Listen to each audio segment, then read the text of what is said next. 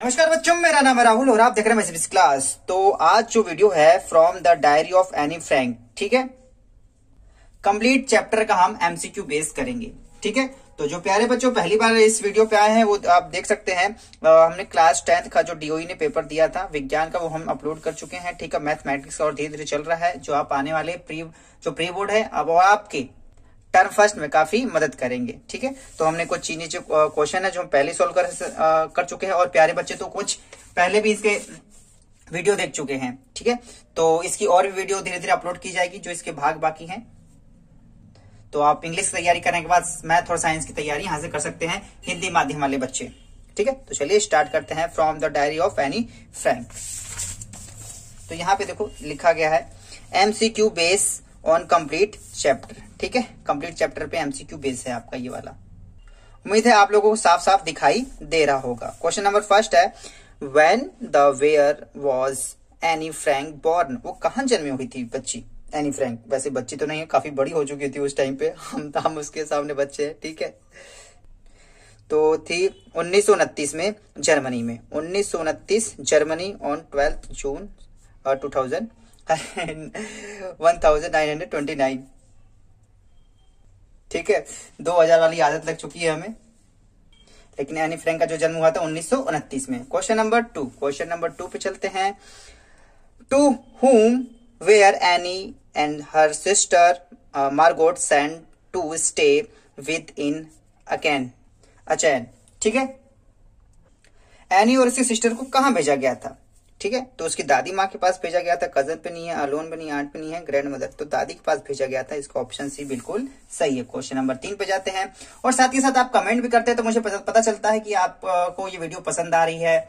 और कई बच्चे तो आंसर देखने से पहले कमेंट कर देते हैं, तो इससे ये होता है कि प्रैक्टिस अच्छे से हो जाती है, तो अच्छी बात है। Why were Anne and her sister Margot sent to Aachen. Anne और उसकी जो सिस्टर थी मार्गोट को अचैन क्यों भेजा गया था। ठीक है, their parents immigrate to Holland, इसलिए ना जी ना। No one to look after them, ना ये भी नहीं है, उनकी देखभाल कोई नहीं कर रहा था इस वजह से नहीं भेजा गया था। They wanted to study there, अच्छा जी ये बात थी। तो बोथ, ये दोनों ए बी दोनों था। अब ध्यान से देखते हैं, स्टडी लिखे तो भेजेंगे नहीं, बिल्कुल भी नहीं भेजेंगे। तो हाँ, उनका कोई देखभाल भी नहीं कर रहा था, तो ये तो हैगा नहीं। ठीक है, अब ये लगाना है तो ऑप्शन ये दोनों सही होंगे। तो उनका कोई देखभाल भी नहीं कर रहा था और वो इमर्ज कर रहे थे, मतलब हॉलैंड की तरफ। तो इसका आंसर डी बिल्कुल सही होगा। क्वेश्चन नंबर 4 की तरफ चलते हैं। क्वेश्चन नंबर 4 है, Mister Keesing was dash dash dash any relative, any teacher, any counsellor, any principal. तो काउंसलर थे वो। ठीक है, मिस्टर केसिंग काउंसलर थे आपके। क्वेश्चन नंबर 5 पे आते हैं। क्वेश्चन नंबर 5 किस प्रकार से, why was Anne signed the essay. तो it was a homework, it was a project, it was a punishment, it was for the school magazine. नहीं, तो ये पनिशमेंट था, तो इसका ऑप्शन सी बिल्कुल सही होगा। क्वेश्चन नंबर 6 पे आते हैं। What was the subject on which Anne had to write. Anne को किस पे लिखना पड़ा। A chatterbox, an incredible chatterbox, quack quack quack said mistress chatterbox, all of the above. तो उसने तीनों पे लिखा था और 3 उसे टास्क भी मिले गए थे, 3 लेटर भी आपको ऐसे भी लिखना था। तो ये ऑल ऑफ द अबव जो तीनों थे इसके, ये भी थे तो नीचे all of the above. Question number 6 यहाँ पे समाप्त हो जाता है। क्वेश्चन नंबर 7 पे आते हैं।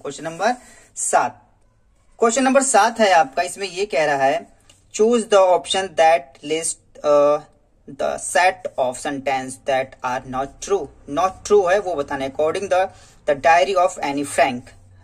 एनी फ्रैंक के डायरी के हिसाब से इसमें 4-6 सेंटेंस दिए, पता नहीं कौन सा सही नहीं है। Anne Frank was very talkative, बिल्कुल टॉकटिव थी। She was punished for her talkative nature, बिल्कुल। उसे 3 उसने ऐसे क्यों लिखे थे, इसी वजह से। She had inherited that treat for her mother, बिल्कुल। Mister Keesing was satisfied with her, ऐसे बिल्कुल खुश हो गया था वो, आनंदमय हो गए थे। एनी वाज पनिश्ड ट्राइस, हाँ बिल्कुल 3 बार पनिश किया गया था और उसने 3 बार तभी तो लेटर लिखे थे। She was failed by mister casing, casing द्वारा फेल कर दिया गया था। नहीं, फेल वाली तो बात ही नहीं है, तो छठा गलत है। तो छठा किस में है, तो ये देखो ओनली 6 एक ही में है। चलो अच्छा, बाकी तब सही गए हैं, तो ये आपका ए बिल्कुल सही है। तो क्वेश्चन नंबर 7 के बाद क्वेश्चन नंबर 8 पे आते हैं। What was the trick in writing the essay assigned to Annie Frank by Casing to make sure that the joke was on Mr. Casing. नहीं, बिल्कुल इस पे नहीं था. To leave big space between two words. नहीं, ऐसा नहीं था. To come up the convincing argument to prove that necessity of talkative. हाँ बिल्कुल, बात होनी बहुत ही जरूरी है. To write against talking. नहीं, talking against उसने ले लिखा था, तो आपका इसका ऑप्शन सी बिल्कुल सही है. क्वेश्चन नंबर 9 की तरफ आते हैं. क्वेश्चन नंबर 9 में है आपका Anne argue that. Anne argue किस बात पे करती है? Talking was a necessary treat for any student. हाँ, टॉकिंग के बारे में कहती. Sleeping, cleaning was a necessary और thinking was a necessary treat for any student. नहीं, तो टॉकिंग के ऊपर उसने लिखा था, जैसा कि हमें पढ़ते हुए पता भी चल रहा है. तो इसका आंसर होगा ए 9. क्वेश्चन नंबर 10 की तरफ चलते हैं प्यारे बच्चों. What do you understand by inherited traits as mentioned in the diary of Anne Frank. जो वंशागुणत बातें थी, तो the diary of Anne Frank के हिसाब से कौन सी इसमें चीज दिखाई देती है? वंशागुणत, जो आपने साइंस में चीजें पढ़ी थी. Traits of talkative inherited from parents. हाँ, a particular quality which of the inherited from the parents. हाँ, पेरेंट्स के द्वारा ही आती है. डीएनए के थ्रू आती है. नहीं, ऐसा नहीं है. Look inherited from parents. Looks नहीं. तो यार और कुछ नहीं, 4 ऑप्शन नहीं, इसके तो 2 सही लग रहे हैं. ठीक है, जो टॉकिंग हेरिडिटी फ्रॉम पेरेंट्स से आई थी. अ particular quality which of the heredity from the parents. ठीक है, तो बातूनी थी आई थी, लेकिन इसका ऑप्शन दोनों में से 10 में से कौन सही होगा? तो जरूरी नहीं कि बातूनी आए, लेकिन कुछ क्वालिटियां होती हैं जो पेरेंट्स के थ्रू आ जाती हैं. तो उसके अंदर बातूनी आई थी, किसी के अंदर कुछ और आती है. तो मैं यहाँ पे बी सही करना चाहूंगा. ठीक है, जरूरी नहीं बातूनी ही माँ बाप के थ्रू आती है, ऐसी बात नहीं है. कोई क्वालिटी आ सकती है which of the heredity from the parents. Question number 11. What is the students treats as mentioned by any frank? Sleeping, doing homework, reacting lesson और डी टॉकिंग. तो 11 का आंसर अगर टॉकिंग के ऊपर था आपका. क्वेश्चन नंबर 11 यहाँ समाप्त हो जाता है. क्वेश्चन नंबर हम 12 की तरफ चलते हैं. क्वेश्चन नंबर 12 यहाँ पे आ जाता है आपका, स्टार्ट हो जाता है. ठीक है, pick the opinion that list the image that most appropriate correspondence to chatter box. Chatter box को सा इमेज है जो सही प्रस्तुत करने की कोशिश कर रहा है. यहाँ पे देखो लोग बहुत सारी बातें कर रहे हैं और ये है आपस में ही बात कर रहा है. चैटर बॉक्स उसी टाइप को कहते हैं. यहाँ 2 व्यक्ति यहाँ अकेला है, तो ये वाला लग रहा है जैसे आपस में बातून कर रहा है. तो इसका ऑप्शन 2 नीचे दिया गया, इमेज 2. ऑप्शन बी इसका बिल्कुल सही है. क्वेश्चन नंबर 30 तरफ चलते हैं.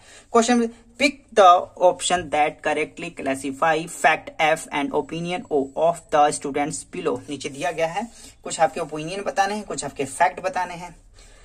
I feel that any was a creative person. Feel या थिंक, जो भी आता है ना वो आपका हमेशा ओपिनियन में चला जाता है. तो ये ओपिनियन होगा. आई थिंक, ये भी ओपिनियन होगा. I think that Anne Frank, जब भी थिंक आता है वो आपका ओपिनियन ही होता है उसका. आई थिंक, अरे इसमें सभी ओपिनियन आए हुए हैं. तो नीचे देख के चलते हैं. ये तो कुछ है ही नहीं ऐसा ओपिनियन. तो ये प्यारे बच्चों, ये 13वें का आप क्या आंसर करो? कौन सा फैक्ट, कौन सा ओपिनियन लगाओगे? बताओ कौन सा फैक्ट, कौन सा ओपिनियन लगाओगे? Question number 13. ये आपका COMMENT कमेंट पे कर देता हूं. तो क्योंकि जो जितनी बार मैंने बताया, जब ये थिंक आए वो आपको ओपिनियन में चला जाता है. आप देखो फैक्ट में कौन सा, फैक्ट में 1 है 2 है? नहीं, फैक्ट में हो सकता है बस दूसरे वाला फील सा आ गया है, लेकिन थिंक जो भी होता है आपका ओपिनियन में चला जाता है. तो पहला तो बस इसी में था, ये ओपिनियन में जा सकता है. ये गलत था भाई.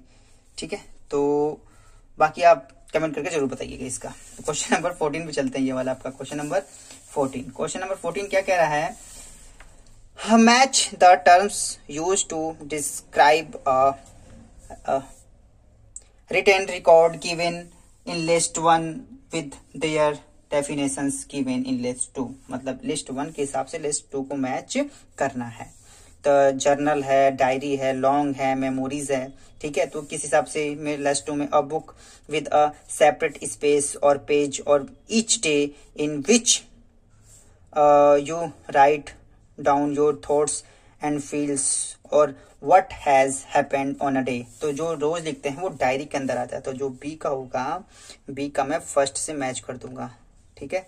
दूसरा, a full record of a journey, a period of time और a event written by day, ठीक है, जो पूरा रहता है जर्नल, ठीक है, जर्नल, ठीक है। ये मैं एक बार और पढ़ लेता हूँ नीचे, a record of a person own life and experience, usually a famous person, memories, ये आपका मेमोरीज में आ जाता है, मेमोरीज में चला जाएगा ना ये वाला आपका, हाँ वो मेमोरीज में चला जाता है जो लॉन्ग टर्म का होता है। तो तीसरे का डी से मिला दूंगा।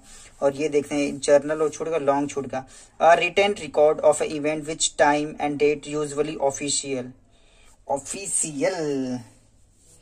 और कौन सा दूसरा छोड़, a full record of a journey and a period of time और इवेंट रिटेन बाय लॉन्ग या जर्नल। तो ये आपका ए का मेरे ख्याल से मैच हो जाएगा। लॉन्ग का तो मुझे समझ में नहीं आ रहा, लेकिन जर्नल का मेरे ख्याल से ये वाला होना चाहिए, फुल रिकॉर्ड, ठीक है। और लॉन्ग का हो जाएगा a written record of event with times and dates usually official, ठीक है। तो पहले का दूसरा, पहले का दूसरा, पहले का दूसरा ये है। लो, जब एक अगर आपका सही मिल गया, बस एक ही सही मिला है ना, जब भी एक ही सही मिले तो इसमें तो सोचने वाली बात ही नहीं, फिर तो यही सही होगा बाकी, क्योंकि ए में अगर दो और होता तो और ध्यान से देखते। तो पहला तो हमने पहली मैच कर लिया था, चलो ये अच्छी बात है। Question number 15, pick pick pick pick pick pick pick pick pick pick pick pick, ऊपर चलते हैं, pick pick the opinion that correctly classify fact F and opinion O of the students below, ठीक है। इसमें ओपिनियन और आपको fact बताना है। तो her diary first, Anne should focus more on studies and then talking, talking ज्यादा उसे पढ़ाई पर बातचीत करनी चाहिए। भैया तुम्हें क्या मतलब, ये इसका ओपिनियन कर रहा है। हर डायरी इज एक्सपेक्शनल, ठीक है, नहीं कुछ नहीं है, इसका भी ओपिनियन अपने हिसाब से। मिस्टर केसिंग must have been a joyous man, हाँ बिल्कुल इसके हिसाब से जॉयस थे, तो चिढ़ने वाले भी थे कि खुश मिजाज थे, तो ये भी ओपिनियन में है। Any was a confident girl, ठीक है। फोर्थ आपका तो फैक्ट टाइप का लग रहा है, ठीक है। तो इसका सोचना थिंक विंक नहीं आया आपकी बार, ठीक है। तो लेकिन यार वो उसने केसिंग ने उसे रुला दिया था ना, तो कॉन्फिडेंट उतना भी था नहीं तो खड़े होकर और बोलती। तो ये भी ख्याल से ओपिनियन ही टाइप का होगा। और देखते हैं नीचे ऑप्शन में जो दिया गया है, फैक्ट में 1 3 1 4 2, मतलब कई सारे फैक्ट हैं। ओपिनियन में 1 3 4 1 3 4, ये आपका फैक्ट है। तो मेरे ख्याल से अभी ओपिनियन है, थिंक आता तभी ओपिनियन, तो ये वाली ओपिनियन। चलो तो और ये वाला टिक कर देंगे, ठीक है। यहां से आपका डायरी ऑफ एनी फ्रैंक खत्म हो जाता है। तो प्यारे बच्चों, जो पहली बार माय सीबीएसई क्लास पे आए हैं वो ये बात ध्यान दें, हम जो डीओई के द्वारा प्रैक्टिस पेपर दिया गया है गणित का, वो हम सॉल्व करें। भाग 1 भाग 2 हमने अपलोड कर दिया है, भाग 3 ही जल्दी अपलोड करेंगे। जिस हिसाब से आपका एसएसटी में हेल्प मिला है, इंग्लिश में हेल्प मिला है, उसी प्रकार से आपका मैथ में भी हेल्प मिलेगा। और विज्ञान का, हिंदी माध्यम वाले बच्चे आप लोगों के लिए बनाया जाएगा। विज्ञान का तो 2 भाग मैंने अपलोड कर ही दिया है, तीसरा भी जल्दी अपलोड कर दिया जाएगा, और मैथ का भी। तो आपके टर्म फर्स्ट के लिए काफी उपयोगी क्वेश्चन रहेंगे। इस वीडियो को देखने के बाद यदि आपका थोड़ा बहुत रिवीजन हो गया तो माय सीबीएसई क्लासेस वीडियो को लाइक कर सकते हैं, जिससे मुझे मोटिवेशन मिलता रहे। तब तक के लिए जय हिंद, जय भारत।